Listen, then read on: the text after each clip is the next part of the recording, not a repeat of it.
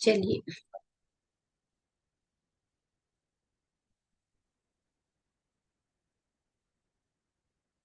एक बार फटाफट से रिकॉल करते हैं कल हम लोगों ने क्या पढ़ा था, फिर आगे की क्लास को कंटिन्यू करेंगे। ठीक है। अभी तक हम लोग क्या क्या चीजें पढ़ चुके हैं? हम लोग ट्रांजेक्शन्स को पढ़ चुके हैं। What is transaction? Then after हम लोगों ने कैपिटल पढ़ा कि कैपिटल क्या होता है, ट्रांजेक्शन क्या होता है, जिसको हम मॉनेटरी टर्म में इवेलुएट कर सकते हैं। कैपिटल जो ओनर से रिलेटेड होता है, अभी मैंने आपको बताया था, इसको इलेबोरेट किया था। देन आफ्टर हम लोगों ने गुड्स के बारे में पढ़ा था। फिर हम लोगों ने क्या पढ़ा, डेटर्स के बारे में पढ़ा। देन हम लोगों ने क्रेडिटर्स के बारे में पढ़ा। देन हम लोगों ने 6 नंबर पे एसेट्स के बारे में पढ़ा। देन हम लोगों ने लाइबिलिटीज के बारे में पढ़ा। फिर हम लोगों ने लास्ट एक्सपेंस के बारे में पढ़ा था। यहाँ तक की पढ़ाई हम लोगों ने कंप्लीट कर ली। नाउ टर्न टू इनकम, है ना। इनकम के बारे में हम लोग पढ़ेंगे। ठीक। तो चलिए, एक्सपेंस का जस्ट अपोजिट होता है इनकम। नोट कर लीजिए। इनकम को हिंदी में बोलते हैं आय, है ना। जैसे एक्सपेंस को खर्च बोलते हैं, वैसे इनकम को आय बोलते हैं। तो हमारी शॉप में इनकम किसको बोलेंगे? खर्च मतलब एक तरह से आपके पास से पैसा जा रहा है, और इनकम मीन्स आ रहा है। तो जैसे मान लो आपको अपने बिजनेस में रेंट रिसीव हुआ, रेंट रिसीव हुआ ना। या अगर आपने कहीं से माल को खरीदा और आपको डिस्काउंट मिला, तो डिस्काउंट रिसीव हुआ। या अगर आपने बैंक में अपना पैसा रखा और इंटरेस्ट मिला, तो इंटरेस्ट रिसीव हुआ। मतलब देख लो, ये आपको रिसीव हो रहा है। एक्सपेंस आप पे कर रहे थे, इंटरेस्ट रिसीव हुआ। तो ये सब के सब आपके क्या है, इनकम है। और मेन इनकम आपका सेल्स होता है, जिसको कि मैं जब जर्नल एंट्री पढ़ाऊंगी उस टाइम पे इसके बारे में डिटेल में डिस्कस करूंगी। लिख लीजिए, कॉपी पे नोट डाउन कर लीजिए। इसके अलावा कुछ मिसलेनियस इनकम हो सकती है, जैसे मिसलेनियस एक्सपेंडिचर होता है, वैसे मिसलेनियस रिसीट्स भी हो सकते हैं, छोटे मोटे कोई भी अदर इनकम। इस एक मिनट रुकेंगे ना, इसको नोट करने से पहले ना इसके डेफिनेशन को आप नोट कर लीजिए, ठीक है। डेफिनेशन नोट कर लीजिए। उसके बाद यहाँ पर एग्जाम्पल, आपको यहाँ पे मैंने एग्जाम्पल ऑलरेडी लिखा हुआ है, in the form of rent, interest, commission, discount, dividend. यहीं पे मैं लिख देती हूँ आपको, मिसलेनियस इनकम।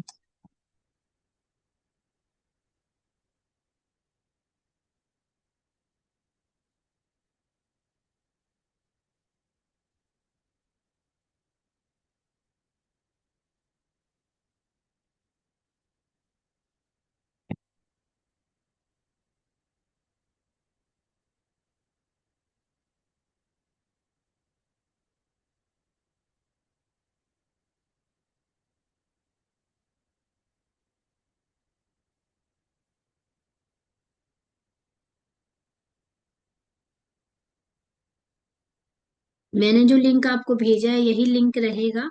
जब भी आपको क्लास ज्वाइन करना हो उसी लिंक को यूज कीजिएगा ना। लिंक के आने का वेट मत कीजिएगा।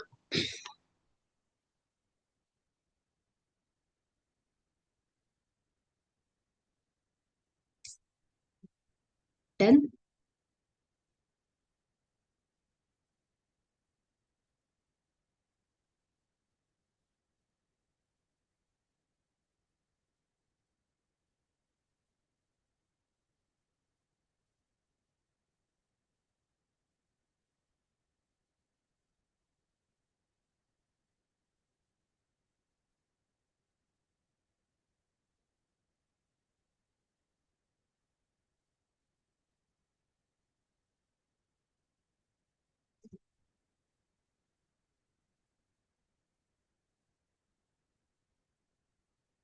चलिए, गुड। नेक्स्ट। तो ये थे हमारे बेसिक अकाउंटिंग टर्म्स, है ना। अब हम लोग को क्या सीखना है, अब हम लोग को सीखना है, जैसे मैंने आपको बताया था कि हम लोग जो है वो चैप्टर्स की शुरुआत करेंगे। चैप्टर की शुरुआत में सबसे पहले क्या आता है, जर्नल एंट्रीज, ठीक है। तो जर्नल एंट्री हम डायरेक्टली शुरुआत नहीं कर सकते, इसके लिए हमें कुछ रूल सीखने होंगे, कुछ और भी कंसेप्ट सीखने होंगे, तब जाकर हम जर्नल एंट्री की स्टार्टिंग कर सकते हैं। तो आइए सबसे पहले समझेंगे डबल एंट्री सिस्टम को, ठीक है। Double entry system, what is double entry system. देखो जो हमारा अकाउंट्स होता है ना, जो जर्नल एंट्री होती है, वो डबल एंट्री सिस्टम पे बेस्ड होता है। डबल एंट्री सिस्टम का मतलब क्या होता है, देखो अभी तक आप इतना तो, जो कि आप थोड़ा थोड़ा खुद से भी पढ़ाई किए हुए, तो आपको ये समझ में आ रहा होगा कि एक डेबिट नाम आया है और एक क्रेडिट नाम आया है, ठीक है, डेबिट और क्रेडिट। तो डबल एंट्री सिस्टम का मतलब होता है कि जब भी हमारे बिजनेस में, हमारे शॉप में कोई ट्रांजेक्शन होता है, तो कम से कम दो अकाउंट अफेक्टेड होते हैं, कम से कम दो अकाउंट अफेक्टेड होते हैं। एक अकाउंट को हम डेबिट करते हैं और दूसरे अकाउंट को हम क्रेडिट करते हैं, और इसी डेबिट और क्रेडिट करने के प्रोसीजर को हम क्या कहते हैं, डबल एंट्री सिस्टम। जैसे आप अब आप बोलोगे मैम को एग्जांपल दे के बताइए। तो जैसे मान लो फॉर एग्जांपल, एक छोटा एग्जांपल ले रही हूँ, कि आपने किसी शॉप से माल परचेज किया, मतलब किसी दूसरे शॉप से माल परचेज किया for the purpose of sale, goods को परचेज किया है ना। तो आपके शॉप में क्या आया, गुड्स आया, और क्या गया आपके पास से, कैश गया। तो मिनिमम कितने अकाउंट अफेक्टेड हुए, दो अकाउंट, एक गुड्स का अकाउंट अफेक्टेड हुआ, एक कैश का अकाउंट अफेक्टेड हुआ। मतलब आपको कितने रजिस्टर में एंट्री करनी पड़ेगी, एक गुड्स के रजिस्टर में एंट्री करनी पड़ेगी क्योंकि गुड्स आ रहा है, और एक कैश के रजिस्टर में एंट्री करनी पड़ेगी, मतलब कैश जा रहा है। तो इसी इसी प्रोसेस को हम क्या कहते हैं, डबल एंट्री सिस्टम कहते हैं। तो क्या मैम हमेशा दो ही अकाउंट अफेक्टेड होंगे, नहीं, कम से कम दो, मतलब मिनिमम कितने अकाउंट अफेक्टेड होंगे, दो अकाउंट अफेक्टेड होंगे, दो से ज्यादा भी हो सकते हैं। लेकिन यहाँ पर समझने वाली बात यह है कि डेबिट का अमाउंट और क्रेडिट का अमाउंट ऑलवेज इक्वल होगा, ऑलवेज इक्वल होगा, ठीक। इसी चीज को हम जर्नल एंट्री के थ्रू समझेंगे कि डेबिट और क्रेडिट कैसे इक्वल होता है। फिलहाल अगर आपसे कोई पूछे कि डबल एंट्री सिस्टम क्या होता है, तो आप क्या बताओगे उसको, कि जब भी हमारे बिजनेस में कोई ट्रांजेक्शन होता है, तो कम से कम, मतलब मिनिमम कितने अकाउंट पे इफेक्ट पड़ता है, दो अकाउंट पे इफेक्ट पड़ता है। एक अकाउंट को हम डेबिट करते हैं और दूसरे अकाउंट को हम क्रेडिट करते हैं। मैम कोई दूसरा एग्जाम्पल देके बताइए, आप दूसरा एग्जाम्पल देख लीजिए। फॉर एग्जाम्पल, आपने, आपकी मेडिसिन की शॉप है, मेडिसिन की शॉप है, और आपने अपने शॉप में एक फ्रिज खरीदा, ठीक है, एक फ्रिज खरीदा, या आपने अपने दुकान में एक एसी खरीदा, ठीक। दुकान, आजकल से आपकी दुकान में एसी लगती है। या मान लीजिए कंप्यूटर खरीदा बिलिंग करने के लिए। तो आपने कंप्यूटर खरीदा, तो आपके दुकान में कितने अकाउंट अफेक्ट हुए, दो। आपके पास क्या आया, कंप्यूटर आया, और आपके पास से क्या चला गया, कैश चला गया। एक एक हम अकाउंट ओपन करेंगे कंप्यूटर का, दूसरा अकाउंट ओपन करेंगे कैश का। और इसके जो अमाउंट होते हैं कि कम, जैसे मान लो आपने 50,000 का कंप्यूटर खरीदा, तो कितने का कंप्यूटर आया, 50,000 का। कितने का कैश आउटफ्लो हुआ, 50,000 का। यानी डेबिट का अमाउंट और क्रेडिट का अमाउंट ऑलवेज क्या होगा, इक्वल होगा। एक तीसरा एग्जाम्पल भी देख सकते हैं। लेटस सपोज ये आपकी शॉप है, और शॉप में आपने माल को बेच दिया, मतलब गुड्स को सेल कर दिया, किसी कस्टमर को आपने गुड्स को सेल कर दिया। ये कस्टमर है आपके दुकान का, कस्टमर को आपने गुड्स को सेल कर दिया। तो आपके दुकान से क्या गया, मैं, मेरे दुकान से गुड्स गया, और इस कस्टमर ने आपको बदले में क्या दिया, कैश दिया। तो आपके पास से क्या गया, गुड्स गया और कैश आया।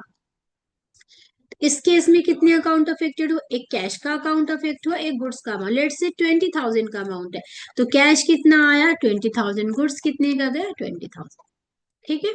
तो इसी को कहते हैं डबल एंट्री सिस्टम। जो जर्नल एंट्री होती है, या पूरा का पूरा आप अकाउंटिंग कह सकते हैं, किस पे बेस्ड होता है, डबल एंट्री सिस्टम पे बेस्ड होता है। देन चलिए अब हम लोग पढ़ेंगे टाइप्स ऑफ अकाउंट, ठीक है। थोड़ा नोटिंग भी कीजिएगा मेरे साथ साथ। Types of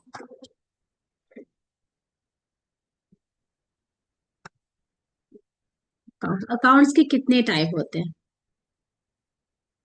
Basically, there are three types of account.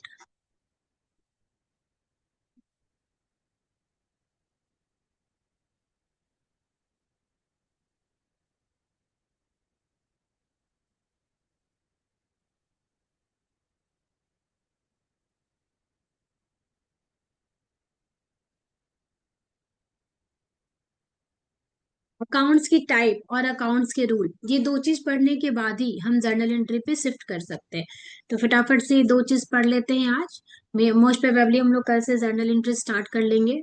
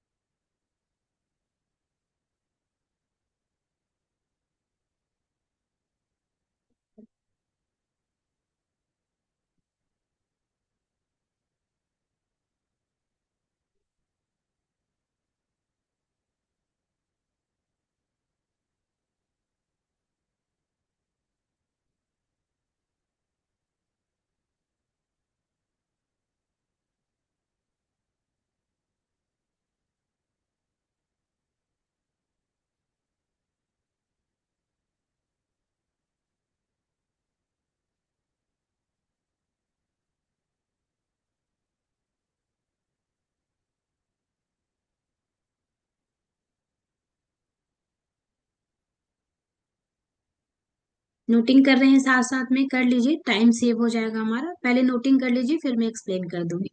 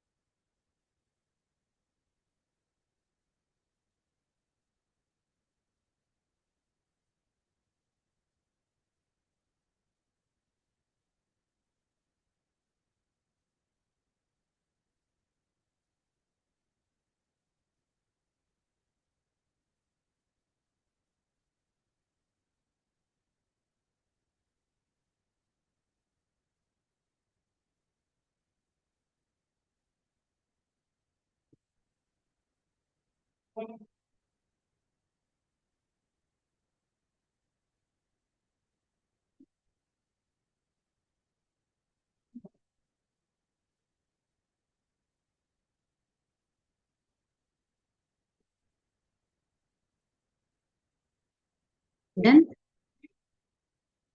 चलिए, तो देखो, अभी अभी हम लोग डिस्कस कर रहे थे।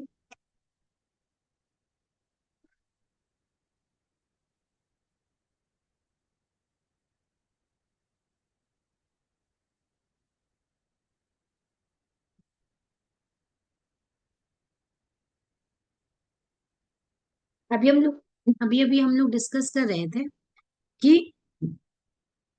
अ, एक शॉप में कैश आया और गुड्स गया, है ना। तो कितने अकाउंट अफेक्टेड हुए? एक कैश का अकाउंट अफेक्ट हुआ, एक गुड्स का अकाउंट अफेक्टेड हुआ, ठीक। तो ये लेटर सपोज आपने किसी को उधार माल बेचा, तो आपने उधार माल बेचा तो आपके पास से गुड्स गया, और एक पर्सन आपका डेटर बन गया। तो डेटर का नाम ओपन करेंगे आप, जैसे मान लीजिए मिस्टर ए, ठीक है। तो एक गुड्स का अकाउंट ओपन हुआ, एक मिस्टर ए का अकाउंट ओपन हुआ। आपने अपने बिजनेस में कंप्यूटर खरीदा, तो एक कंप्यूटर आपके पास आया और कैश आपके पास से गया, तो एक कंप्यूटर का अकाउंट ओपन हुआ, एक कैश का। तो जितने भी आपके यहाँ ट्रांजेक्शन्स होते हैं उसके बदले में अकाउंट ओपन होते हैं, और वो अकाउंट या तो पर्सनल होगा, या फिर रियल होगा, या फिर नॉमिनल होगा। इसी तीन में से फॉल करेंगे। इसको इंडियन, अच्छा चलिए इंडियन को मैं बाद में डिस्कस करूंगी। इसको या तो ये पर्सनल अकाउंट होंगे, या रियल अकाउंट होंगे, या फिर ये नॉमिनल अकाउंट होंगे। जितनी भी ट्रांजेक्शन्स होंगे अकाउंट खोलेंगे। जैसे मान लो आपने रेंट का पेमेंट किया, तो रेंट आपके बिजनेस का एक्सपेंस है, और कैश आपके पास से जा रहा है, तो एक रेंट का अकाउंट ओपन हुआ, एक कैश का अकाउंट ओपन हुआ। तो आपके यहाँ ट्रांजेक्शन्स में जितने भी अकाउंट ओपन होंगे, या तो वो पर्सनल होंगे, या फिर वो रियल होंगे, या फिर वो नॉमिनल होंगे।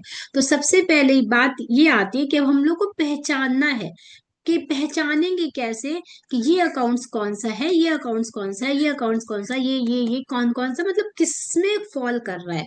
तो पहचानने का तरीका क्या होता है, पर्सनल अकाउंट को कैसे पहचानते हैं, ये रिलेटेड टू पर्सन होता है। इट मीन्स व्हाट, अगर आपके बिजनेस में किसी व्यक्ति का अकाउंट खुल रहा है, किसी पर्सन का अकाउंट खुल रहा है, अगर आपके उस ट्रांजेक्शन में, उस पर्टिकुलर ट्रांजेक्शन में उस व्यक्ति, किसी पर्टिकुलर व्यक्ति का अकाउंट खुल रहा है, तो आप उसको किस में डालेंगे, पर्सनल अकाउंट में ट्रेड करेंगे। अगर किसी पर्टिकुलर ट्रांजेक्शन में कोई एसेट का अकाउंट खुल रहा है, तो आप उसको क्या बोलेंगे कि ये रिलेटेड टू रियल अकाउंट है।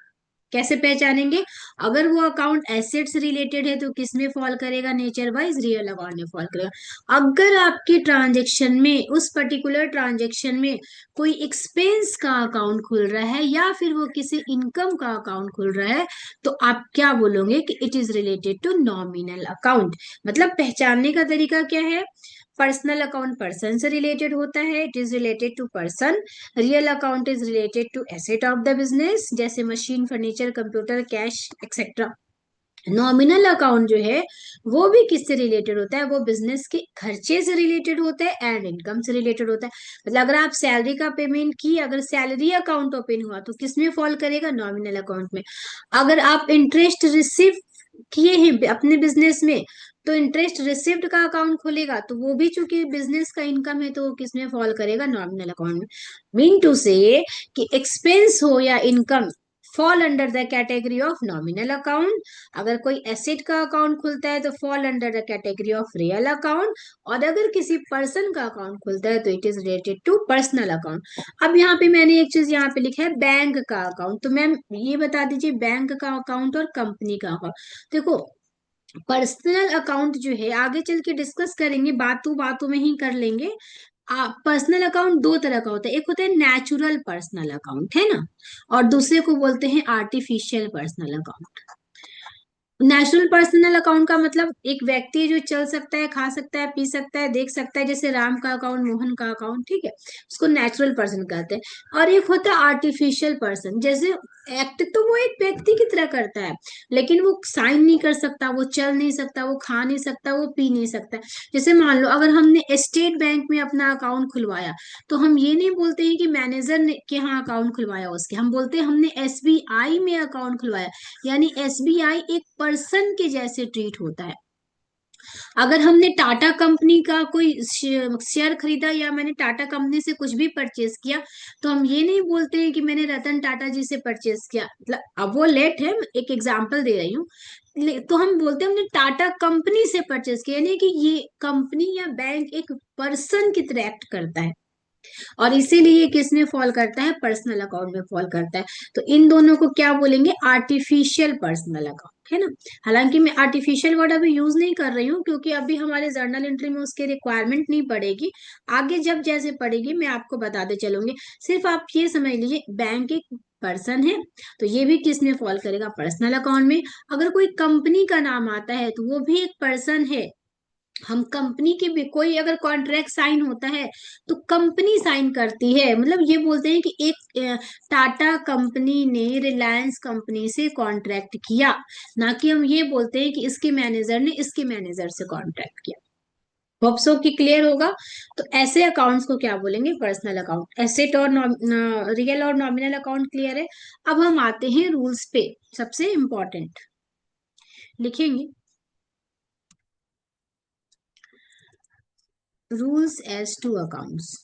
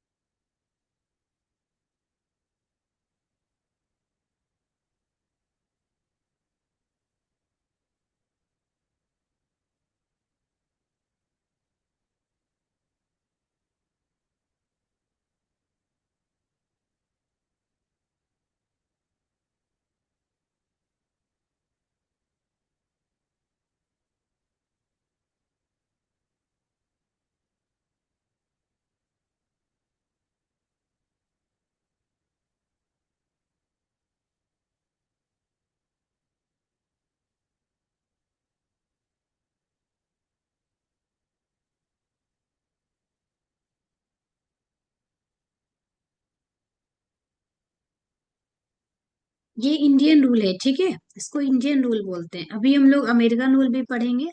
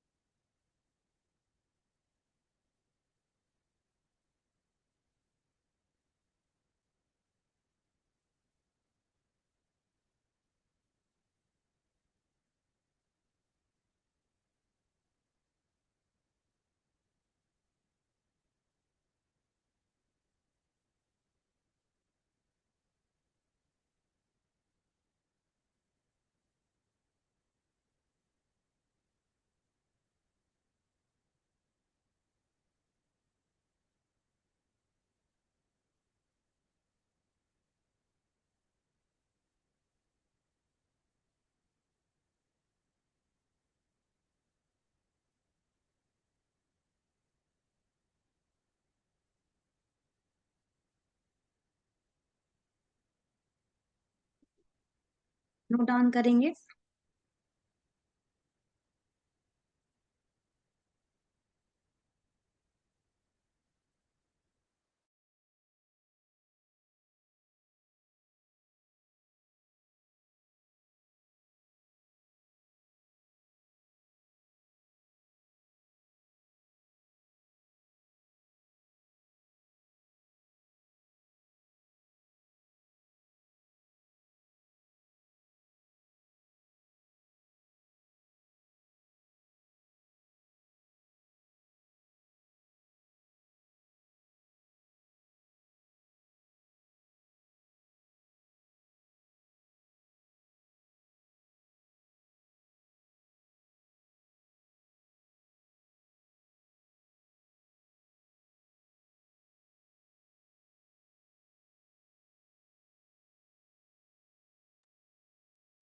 हो गया, किसका हो गया?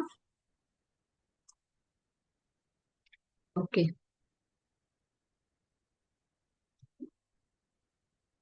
बाकी लोग भी फटाफट से नोट कर लीजिए। ठीक, चलो अब एक बार इसको समझ लेते हैं। देखो, बेटर अंडरस्टैंडिंग तो जब हम लोग न्यूमेरिकल्स कल से लगाना शुरू करेंगे तो ही मिलेगी। लेकिन फिर भी एक बार इन सब्सटेंस समझ लेते हैं कि ये क्या है। रूल सेज टू अकाउंट, अभी अभी मैं पढ़ के हम लोग पीछे आ रहे हैं कि अकाउंट्स तीन तरह के होते हैं। पर्सनल अकाउंट, रियल अकाउंट और नॉमिनल अकाउंट। तो पर्सनल अकाउंट में डेबिट करते हैं रिसीवर को। रिसीवर मतलब जो व्यक्ति प्राप्त करता है वो डेबिट होता है। और क्रेडिट करते हैं गिवर को, मतलब जो व्यक्ति देता है उसको गिवर बोलते हैं, मतलब देने वाला जो है वो क्रेडिट होता है। बोलोगे मैम कुछ समझ में नहीं आया, तो इस तरीके से समझ में आएगा भी नहीं जब तक हम लोग क्वेश्चंस नहीं करेंगे। क्वेश्चंस पे इम्प्लीमेंट करके जब मैं आपको समझाऊंगी तो पूरा पिक्चर एक ही बार में क्लियर हो जाएगा। सिर्फ एक बार मेमोराइज कीजिएगा मेरे साथ साथ। डेबिट करते हैं रिसीवर को, क्रेडिट करते हैं गिवर को। रियल अकाउंट का रूल क्या कहता है, चूंकि ये एसेट से रिलेटेड होता है। देखो, ये चूंकि पर्सन से रिलेटेड होता है ना, तो जो पर्सन रिसीव करेगा उसको हम डेबिट करेंगे, जो पर्सन देगा उसको हम क्रेडिट करेंगे। अच्छा चलो, इसके पहले मैं एक चीज आपसे पूछती हूँ। जैसे मान लो ये आपका शॉप था, ठीक है। शॉप में आपने माल बेचा था एक कस्टमर को पैसा लेके, तो शॉप से क्या गया था, गुड्स गया था। और शॉप में क्या आया था, कैश आया था। तो एक अकाउंट खुला था कैश का, दूसरा अकाउंट खुला था गुड्स का। तो एक इसमें से अब ये दो अकाउंट तो ओपन हो गए, आपको समझ में आ गया डबल एंट्री सिस्टम की वजह से। लेकिन इसमें से कौन सा account, which account will be debited and which account will be credited, कौन सा अकाउंट डेबिट होगा कौन सा अकाउंट क्रेडिट होगा, ये हम नहीं बता पाएंगे। और अगर आप बताएंगे भी तो आप गेस वर्क करेंगे कि आप कौन से अकाउंट को डेबिट कर दीजिए कौन से अकाउंट को क्रेडिट कर दीजिए। अगर मैंने अपने बिजनेस में एक फर्नीचर खरीदा है, तो मेरे बिजनेस में फर्नीचर आया है, फर्नीचर आया और कैश गया। तो दो अकाउंट ओपन होगा, एक फर्नीचर का अकाउंट और दूसरा कैश का अकाउंट। ये तो समझ में आ गया, लेकिन ये समझ में नहीं आ पा रहा है कि फंड कौन सा अकाउंट डेबिट होगा और कौन सा अकाउंट क्रेडिट होगा। तो इसको समझने के लिए हमें रूल्स को सीखना पड़ता है। ठीक, तो अभी आपको एक बार मेमोराइज करके चलना है मेरे साथ साथ कि अगर वो अकाउंट पर्सनल अकाउंट है, तो अगर वो पर्सन रिसीव कर रहा होगा तो उसके अकाउंट को डेबिट करेंगे, अगर वो दे रहा होगा तो उसके अकाउंट को क्रेडिट करेंगे। रियल अकाउंट का, अगर आपके ट्रांजेक्शन में कोई एसेट का अकाउंट आया है, कोई पर्टिकुलर ट्रांजेक्शन हुआ एसेट का अकाउंट आया है, तो हम देखेंगे कि वो एसेट मेरे बिजनेस में आ रहा है कि जा रहा है। अगर वो एसेट मेरे बिजनेस में आ रहा है तो उस एसेट के अकाउंट को डेबिट करेंगे। अगर वो एसेट मेरे बिजनेस से जा रहा है तो उस एसेट के अकाउंट को क्रेडिट करेंगे। What comes in debit, what goes out credit, तो क्या मैम ये याद करना पड़ेगा? तो बिल्कुल आपको इसको माइंड में एक बार सेट करना पड़ेगा। तीसरा अकाउंट होता है नॉमिनल अकाउंट। अगर आपके ट्रांजेक्शन में कोई खर्चे का अकाउंट आया है, या एक्सपेंस या losses, almost the same thing, थोड़े टाइम के लिए। एक्सपेंस या लॉसेस, अगर आपके बिजनेस में कोई एक्सपेंस का अकाउंट आया है तो वो डेबिट होगा। अगर आपके बिजनेस में यानी आपके ट्रांजेक्शन में, बिजनेस ट्रांजेक्शन में कोई इनकम का अकाउंट अफेक्ट हो रहा है उस पर्टिकुलर ट्रांजेक्शन में, तो वो अकाउंट आपका क्या होगा, क्रेडिट होगा। यानी कि एक बार फिर से बताऊं आपको, अगर वो अकाउंट पर्सनल अकाउंट है तो जो पर्सन प्राप्त कर रहा है वो डेबिट, जो दे रहा है वो क्रेडिट। अगर वो अकाउंट रियल अकाउंट है तो डेफिनेटली वो एसेट से रिलेटेड होगा। तो जो एसेट आ रही है वो डेबिट, बिजनेस के अंदर जो एसेट जा रही है वो क्रेडिट। कैसे, उस किसी भी पर्टिकुलर ट्रांजेक्शन के अंदर हमें चेक करना है। ठीक, अगर वो अकाउंट नॉमिनल अकाउंट है तो डेफिनेटली वो अकाउंट एक्सपेंस और इनकम से रिलेटेड होगा, पीछे पढ़ के आए हम। तो अगर वो एक्सपेंस का अकाउंट है तो उसको करेंगे डेबिट, अगर वो इनकम का अकाउंट है तो उसको करेंगे क्रेडिट। क्लियर है? फटाफट से मुझे चैट बॉक्स में मैसेज करके बताइए, इज इट क्लियर और नॉट। आपका कोई क्वेश्चन है, कोई क्वेरी है तो आप पूछ सकते हैं।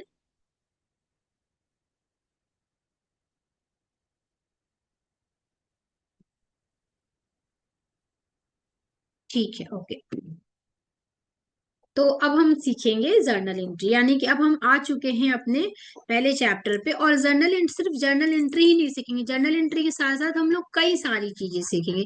कुछ एक छोटे छोटे जो कंसेप्ट हैं, जो कि मैंने मेन कंसेप्ट के अलावा जो छोटे मोटे कंसेप्ट होते हैं, वो सब मैं आपको पढ़ाने के ड्यूरेशन में ही सिखाती चलूंगी, ठीक है। तो अब हमारा चैप्टर 1, ठीक है, ये है हमारा चैप्टर 1, क्या जर्नल। अच्छा देखो, अब आप बोलोगे कि मैम आपने थ्योरेटिकल पार्ट को कवर नहीं किया, तो डियर अगर मैं स्टार्टिंग में थ्योरेटिकल पार्ट कवर करूंगी ना, जो आपके बुक में लिखा हुआ ऑब्जेक्टिव ऑफ अकाउंटिंग, अकाउंटिंग के प्रोसीजर्स एंड बहुत सारी चीजें, तो वो सब वो रटने वाली बात हो जाएगी। क्यों? क्योंकि इस स्टेज पे आपको कुछ भी नहीं पता अकाउंटिंग के बारे में। अगर मैं बोलूंगी क्लासीफाइंग, समराइजिंग, रिकॉर्डिंग, तो आपको चीजें बहुत अच्छे से क्लियर नहीं हो पाएंगे। आप सोचोगे कि ठीक है, मैं एग्जामिनेशन पॉइंट ऑफ व्यू से इसको रट लेता हूँ। तो अभी जब थोड़ा सा हम लोग आगे बढ़ जाएंगे ना, मतलब कुछ आप इसके बारे में, आपको इसका न्यूमेरिकल्स के बारे में नॉलेज हो जाएगा ना, तो फिर जब मैं आपको थ्योरेटिकल पार्ट कवर करूंगी तो आपको बेटर अंडरस्टैंडिंग मिलेगी। तो चैप्टर 1 हमारा जर्नल एंट्री है। जर्नल एंट्री करने से पहले हम लोग, मतलब बुक पे जाने से पहले, मैं आपको स्टार्टिंग से ही कुछ कुछ बता रही हूँ, नोट करेंगे। पहले आप हेडिंग डाल लीजिए, chapter 1 journal entry.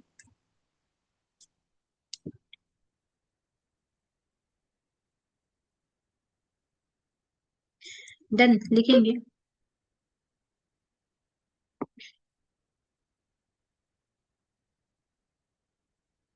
Started business with cash. यहाँ पे मोहन लिख लीजिए। Mohan started business with cash ₹1 lakh।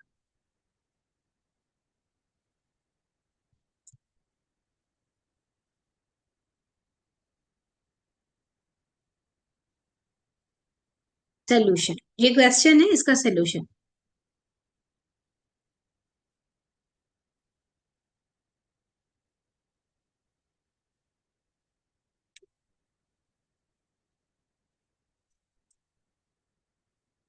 हो गया।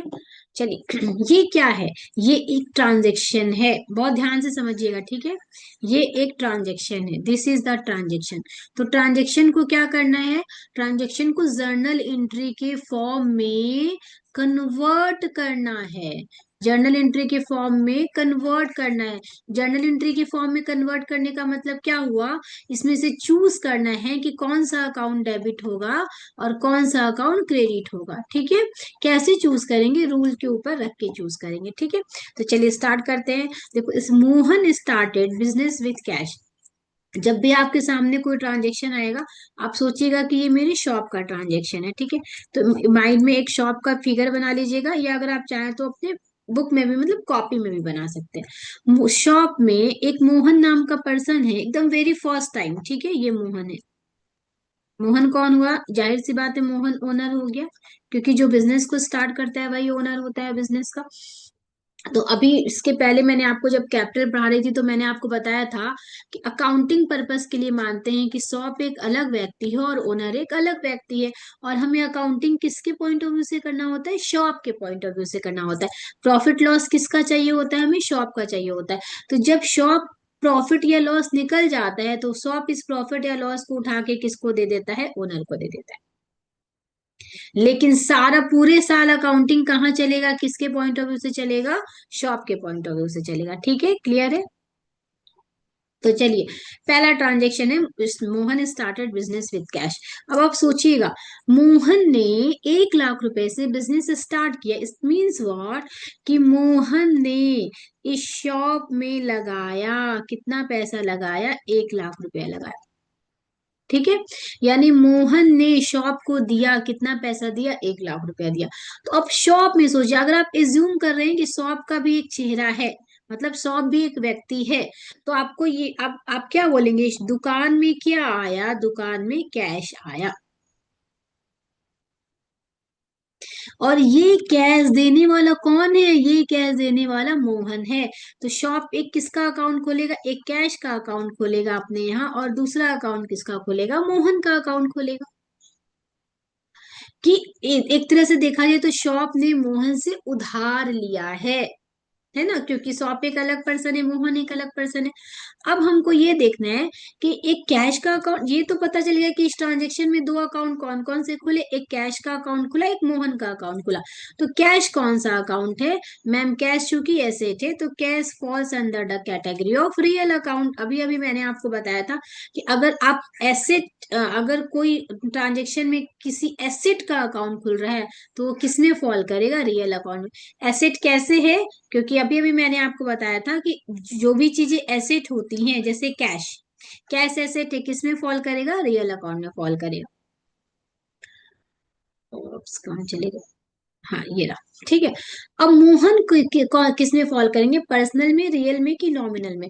तो मोहन जो है वो पर्सनल अकाउंट में फॉल करेंगे। क्यों? क्योंकि मोहन एक पर्सन है।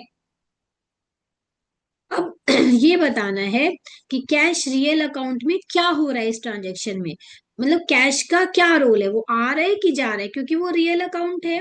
तो रूल किसका लगेगा? रूल लगेगा रियल अकाउंट का। तो रियल अकाउंट का रूल कहता है जो आता है वो डेबिट, जो जाता है वो क्रेडिट।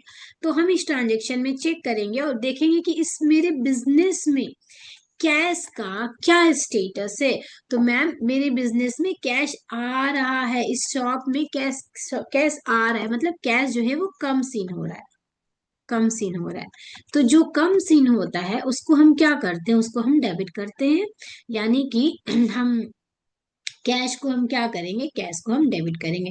यानी कि हमें पता चल चुका है कि इस पर्टिकुलर ट्रांजेक्शन में एक कैश का अकाउंट खुलेगा और कैश का अकाउंट क्या होगा? डेबिट होगा। ये पता चलना ही जर्नल एंट्री है। जब तक ये पता नहीं चले हम जर्नल एंट्री नहीं बना सकते। ठीक। लेकिन अभी मोहन का अकाउंट बाकी है। मोहन एक पर्सनल अकाउंट है और पर्सनल अकाउंट पे किसका रूल लगता है? रिसीवर और गिवर का। अब हमें चेक करना है कि इस पर्टिकुलर ट्रांजेक्शन में मोहन रिसीवर है या मोहन गिवर है। तो चेक करते हैं, चलिए। मोहन ने पैसा दिया है, मोहन इज द गिवर। इस शॉप को पैसा देने वाला कौन है? पैसा देने वाला है कौन? मोहन।